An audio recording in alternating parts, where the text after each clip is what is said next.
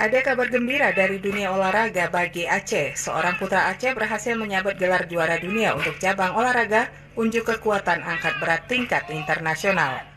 Muhammad Ikram, putra Langsa kelahiran Biren 11 November 1989, dinobatkan sebagai juara satu dunia statik Monster Worldwide 2020. Bertanding di Gor Bulungan, Jakarta 25 Oktober lalu menjadi juara setelah mengalahkan peserta dari 35 negara.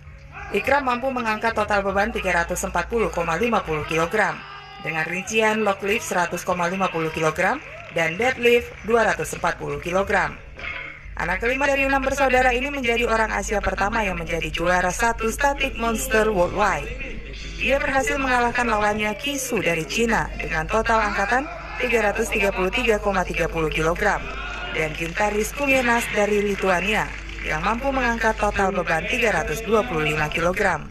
Alumnus Madrasah Ulumul Quran Langsa ini akan mewakili Indonesia dalam ajang Static Monster Worldwide yang digelar di Columbus, Ohio, Amerika Serikat, Juli 2021 mendatang.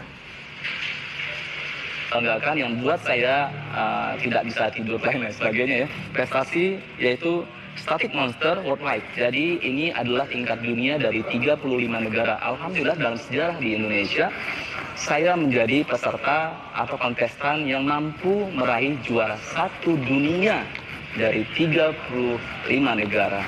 Meraih juara satu dunia ini butuh proses yang panjang sekali. Dan sangat saya apresiasikan untuk kepada masyarakat Aceh dan pemerintah Aceh. Semoga menjadi inspirasi dan motivasi agar seluruh masyarakat, seluruh pemerintah Aceh bisa mendukung prestasi apapun kepada anak-anak Aceh, apakah di dunia pendidikan, olahraga, dan sebagainya.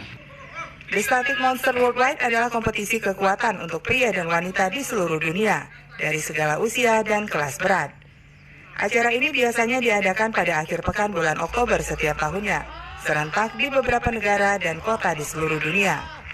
Pada tahun 2020 ini, kompetisi ini diikuti 35 peserta dari berbagai negara, termasuk Australia, Amerika Serikat, dan Brazil.